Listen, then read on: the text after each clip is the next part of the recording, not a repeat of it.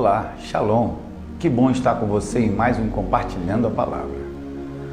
No Evangelho de Mateus, no capítulo 12, a partir do versículo 38, os escribas e fariseus se aproximam de Jesus e pedem a ele um sinal. E Jesus lhe responde o seguinte: nenhum sinal vos será dado, a não ser o sinal do profeta Jonas.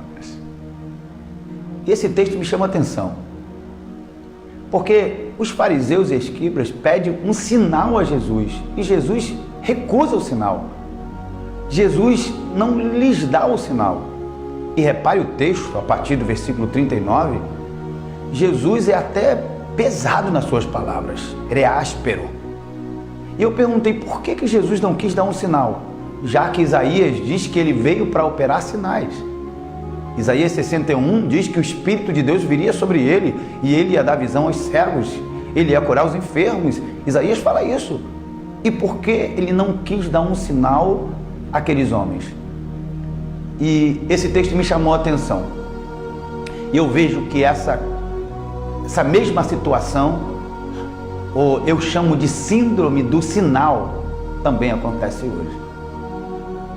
Jesus operava muitos sinais nos seus dias. Jesus curou muitas pessoas. Jesus fez muitos sinais maravilhosos.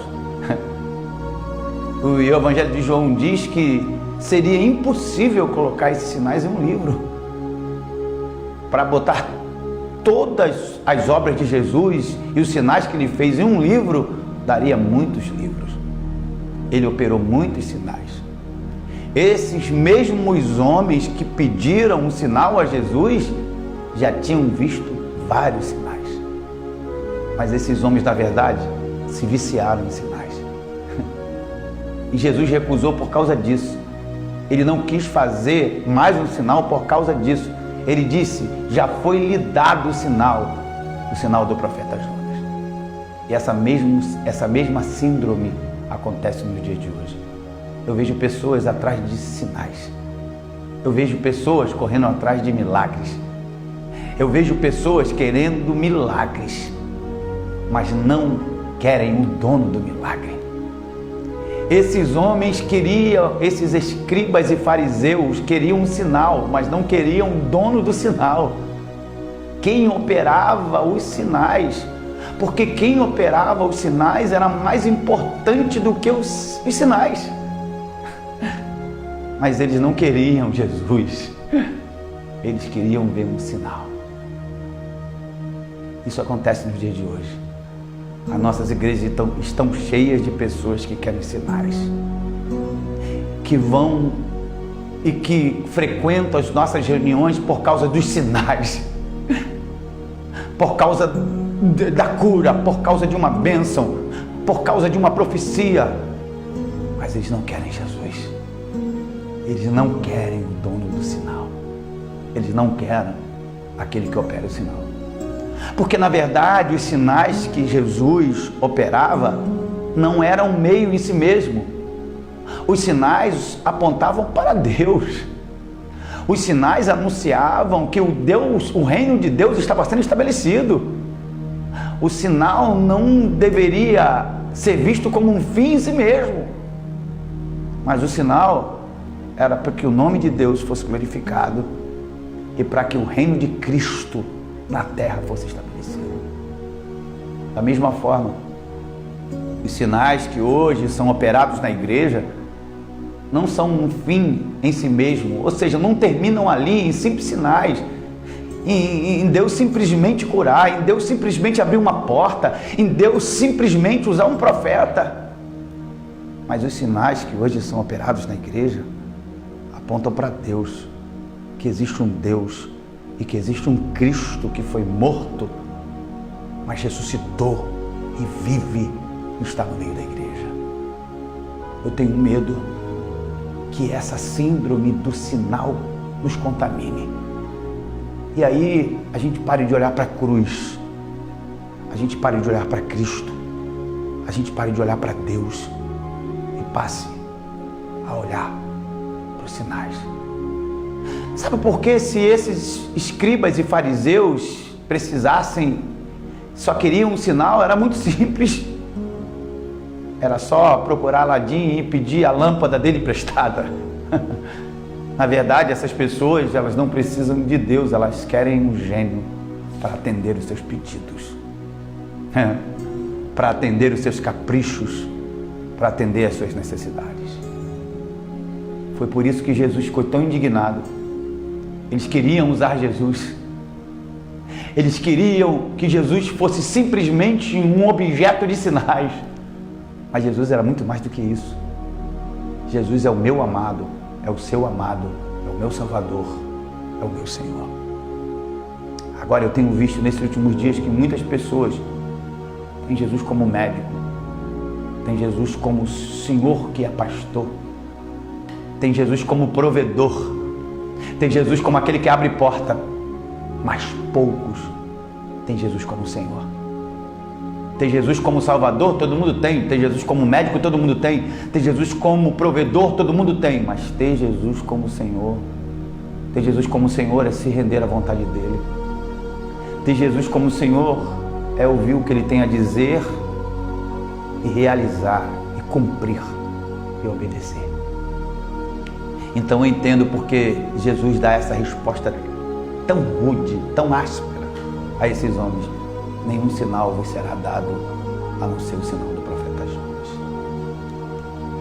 Será que a gente não está correndo atrás de sinais?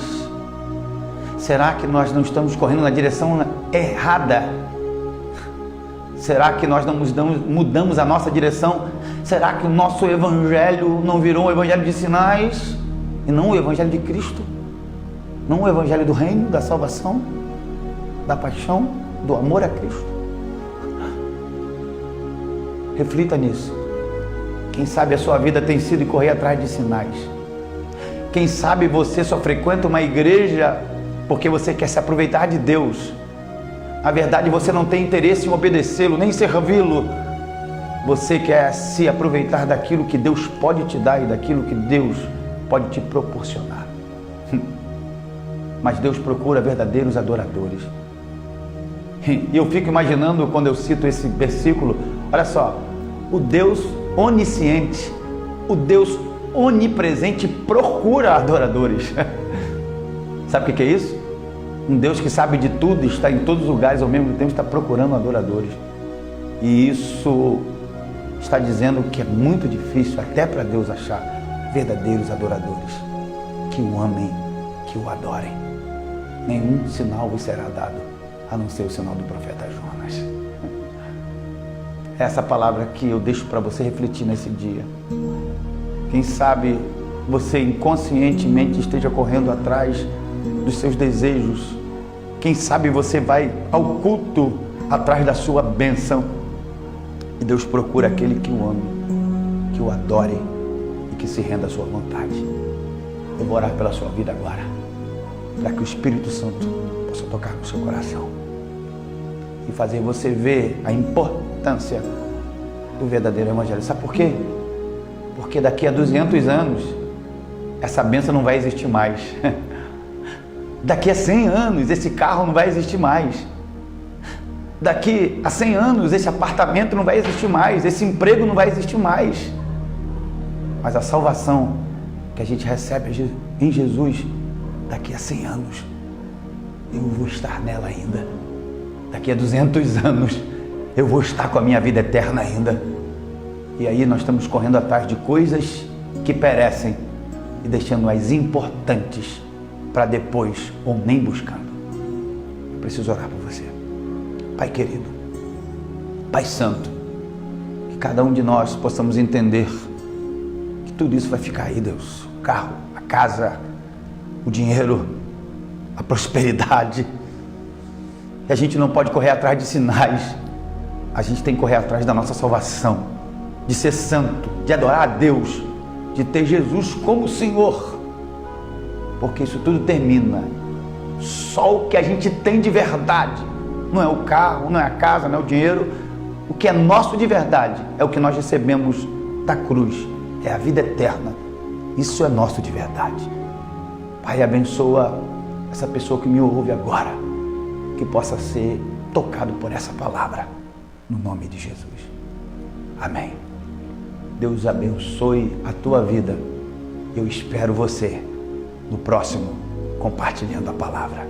Um beijo no seu coração e que Deus te abençoe.